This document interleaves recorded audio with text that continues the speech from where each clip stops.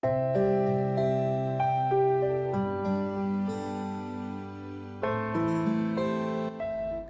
untuk perasaan pastinya kalau saya pribadi was-was ya, karena kan kebetulan, bidang saya itu bersentuhan langsung dengan pasien Covid terkonfirmasi dan banyak kasusnya yang berat.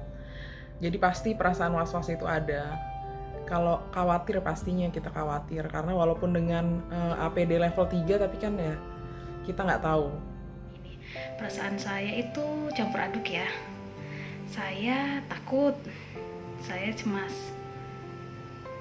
Ya itulah yang saya rasakan selama masa pandemi ini. Menurut saya normal sih, tapi ya saya tetap takut walaupun saya bekerja dengan menggunakan APD, dengan menggunakan segala macam perlindungan diri, tapi tetap saya takut. Khawatir sih pasti ya. Kenapa? Karena saya selalu melakukan kontak dengan orang-orang yang walaupun belum tentu positif COVID, tapi kan secara masa pandemi ini ada istilah juga orang tanpa gejala, orang dalam pengawasan atau PDP. Iya kalau mereka jujur mereka sudah terkena COVID atau ada kontak. Kalau mereka belum jujur, terkadang ya saya takut bertemu dengan orang-orang atau pasien-pasien yang datang ke sini. Awalnya khawatir ya, karena mulai waktu itu kalau nggak salah April itu sudah mulai masuk di RIK. Sebenarnya sebelum April itu sudah mulai ada PDP, tapi karena belum ada ruangan jadi masih belum terkoordinasi kayak gitu awalnya. Di tempat saya sih bukan rujukan awalnya. Terus akhir April itu mulai kami bergiliran masuk di ruang RIK. Jadi perasaannya awalnya itu khawatir. Waktu itu sempat diurut nama-nama yang masuk ruang RIK nantinya bergiliran. Awalnya itu kami, khususnya saya sendiri, awalnya juga takut kayak gitu, gimana nanti sama keluarga kami, gimana nantinya sama tetangga-tetangga. Tapi untungnya sih saya pendatang ya di tempat suami, jadi masih belum banyak orang yang tahu kalau misalnya saya itu nakes. Tapi setelah saya jalanin masuk di ruang RIK tersebut, waktu itu 2 minggu di ruang khusus COVID yang sudah terkonfirm sudah positif.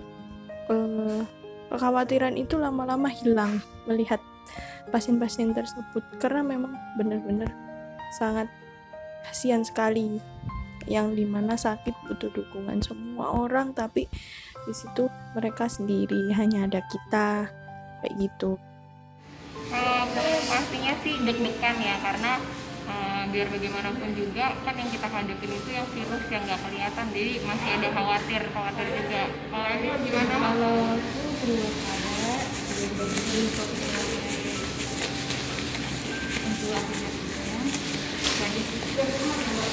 sama kita pastinya, walaupun kita tenaga kesehatan ada kekhawatiran, walaupun APD kita pakai lengkap ya.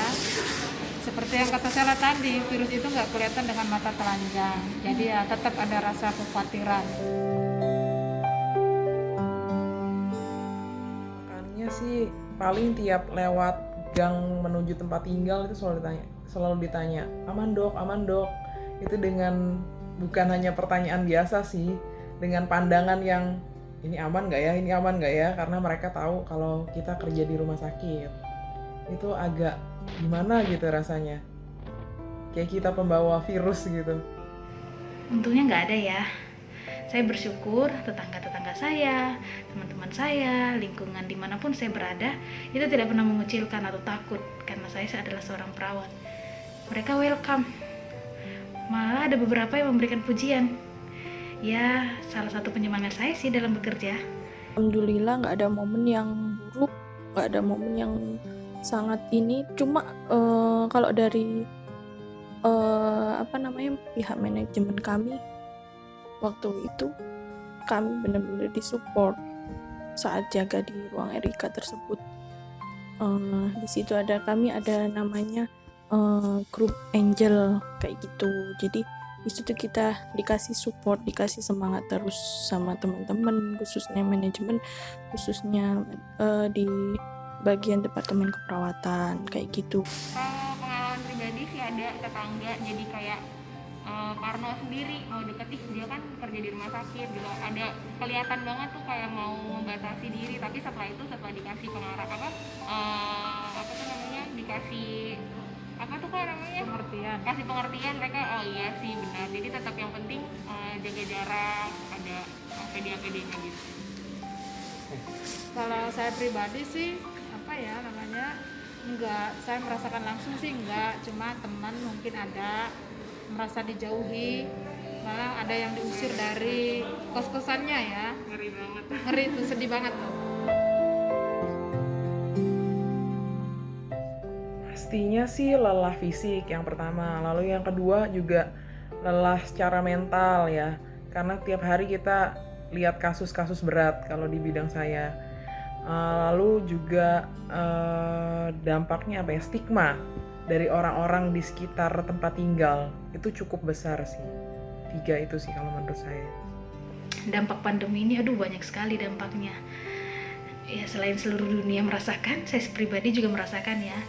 Ditambah di tempat pekerjaan kami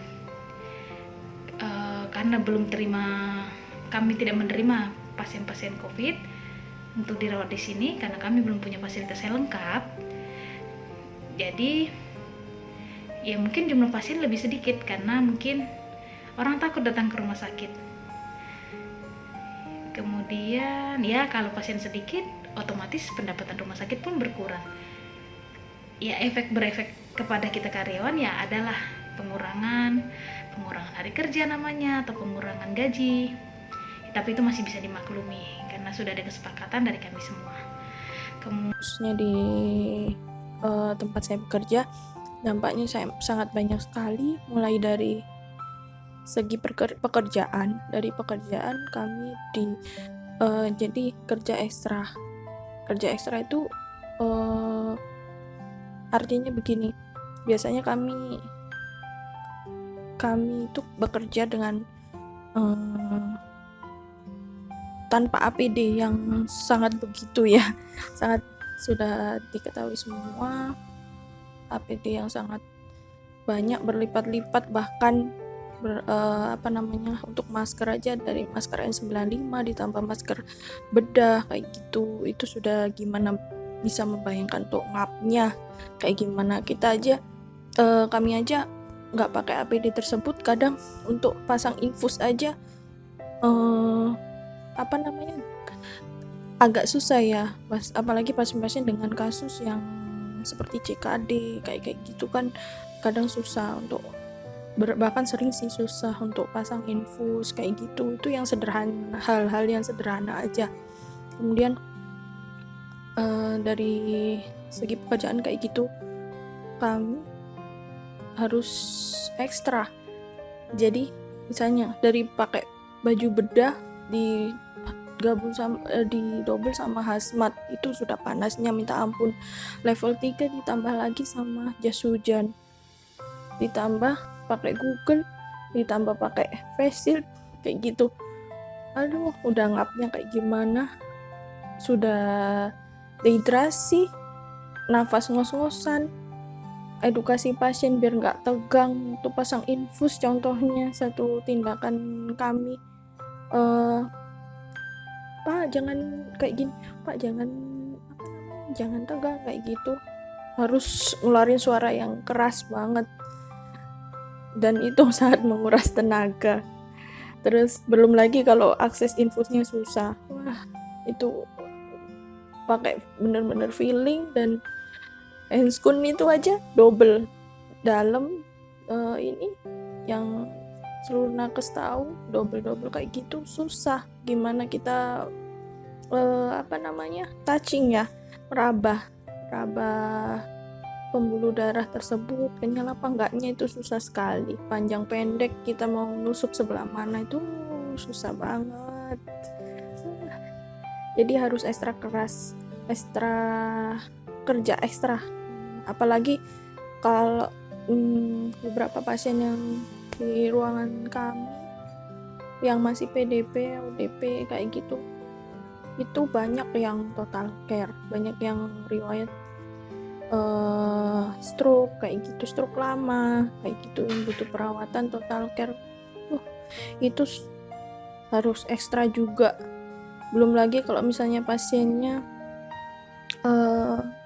total care itu benar-benar total, kita yang membantu dari buang air kecil, buang air besar, mandikan, miring kanan kiri, itu sangat menguras tenaga sekali kayak gitu sih.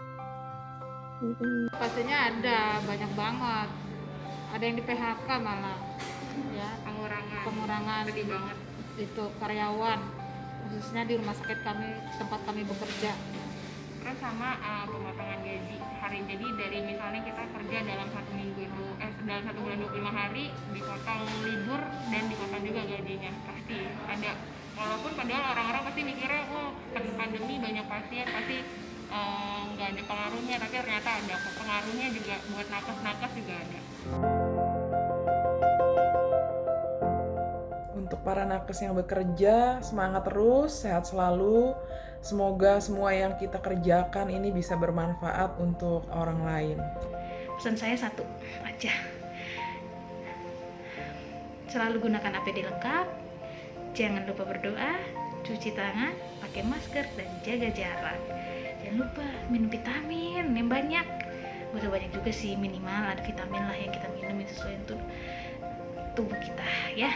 Tapi jangan sembarangan juga minum semua vitamin, tetap konsul ke ahlinya ya. Pesannya tetap semangat, jangan khawatir ya, tetap pakai APD, itu aja.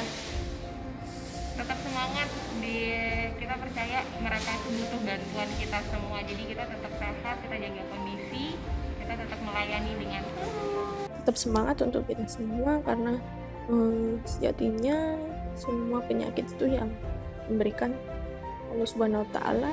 Kalau di agama kami, Tuhan di atas, itu agama yang lain sama saja, yang memberikan pasti yang di atas, karena setiap cobaan itu datangnya dari yang di atas, dari yang maha kuasa. Intinya yang memberi kesembuhan pasti yang maha kuasa.